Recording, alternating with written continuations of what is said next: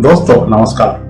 आपने देखा होगा कि देवी देवताओं से इतर जितने भी महामानव हुए हैं, जिन्हें कि हम भगवान मानते हैं, उनके चित्रों और मूर्तियों में चेहरों पर दाढ़ी मूंछ नहीं होती। इसमें भी किंचित अपवाद हो सकता है, मगर क्या आपने कभी सोचा है कि ऐसा क्यों है? भगवान कहे जाने वाले राम, कृष्ण, महावीर और बुद्ध के दाढ़ी मूंछ क्यों नहीं होती? आइए समझने की कोशिश करते हैं कि आखिर ऐसा क्यों है। भगवान के दाढ़ी मूंछ क्यों नहीं होती? इस गुत्थी को समझने से पहले भगवान शब्द पर आते हैं। इसकी अलग अलग तरह से व्याख्या हुई है। जैसे जिसके पास धन है उसे धनवान कहते हैं, उसी प्रकार जिसके पास भग है वह भगवान है। भग अर्थात योनि अर्थात प्रकृति। जो आदि शक्ति भगवती से युक्त है वह भगवान है, वह पूर्ण है। हमारी संस्कृति में अर्धनारीश्वर का जिक्र आता है। उसका मतलब है जो पुरुष व नारी के समान भाग से मिलकर बना है। एक व्याख्या यह है कि साकार भगवान निराकार ईश्वर का अवतार है, जैसे श्री राम व श्री कृष्ण। इसी प्रकार महावीर और बुद्ध को भी भगवान की श्रेणी में गिना जाता है। वो इसलिए कि महावीर ने केवल्य ज्ञान अर्जित किया है और बुद्ध ने बुद्धत्व। अब तथ्य की बात, जिसे कि विज्ञान भी मानता है, वो यह है कि हर मनुष्य, चाहे वह नर हो या नारी, वह पुरुष व स्त्री दोनों के गुणों से ही युक्त होता है, क्योंकि उसकी संरचना ही स्त्री व पुरुष के संयोग से हुई है।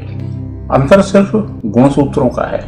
अगर पुरुष के गुणसूत्र अधिक हैं तो वह पुरुष के रूप में पैदा होता है, और अगर स्त्री के गुणसूत्र अधिक हैं तो उसका जन्म नारी के रूप में होता है। हर पुरुष में नारी के भी गुण होते हैं और हर स्त्री में पुरुषों के भी गुण होते हैं। आपने देखा होगा कि कुछ स्त्रियों में जन्म के बाद किन्हीं कारणों से पुरुषों के गुण ज्यादा हो जाते हैं, तो वह पुरुषों की तरह व्यवहार करती है। इसी प्रकार जिन पुरुषों में स्त्रियोचित गुण विकसित हो जाते हैं वे स्त्रैण कहलाते हैं। स्त्रैणता का सबसे अनूठा उदाहरण स्वामी रामकृष्ण परमहंस को माना जाता है। वे देवी के उपासक थे। वे देवी में इतने लीन हो गए कि उनका शरीर भी स्त्रैण होने लगा। बताते हैं कि जीवन के आखिरी क्षणों में उनके स्तन उभरने लगे थे। जहां तक प्राकृतिक विकृति का सवाल है, गुणसूत्रों के असंतुलन के परिणाम स्वरूप मनुष्य किन्नर रूप में जन्म लेता है। हालांकि किन्नरों में भी नर मादा का विभेद है, लेकिन आमतौर पर आपने देखा होगा कि किन्नर की आवाज पुरुषों की तरह मोटी होती है, मगर चेहरे पर दाढ़ी मूंछ नहीं आती। व्यवहार पुरुषों की तरह, मगर चाल ढाल स्त्रियों की तरह। यह भी एक तथ्य है कि पुरुषों के चेहरे पर दाढ़ी मूंछ के रूप में बाल होते हैं, जबकि स्त्रियों में ऐसा नहीं होता। कई बार ऐसा पाया गया है कि जो भी स्त्री पुरुषोचित व्यवहार करती है तो उसके भी पुरुषों की तरह चेहरे पर बाल आने लगते हैं। ऐसे भी प्रमाण हैं कि बहुत अधिक उम्र होने पर महिलाओं में गुणसूत्रों का, हार्मोन्स का असंतुलन होता है और उनके दाढ़ी मूंछ आने लगती है। अब बात मुद्दे की।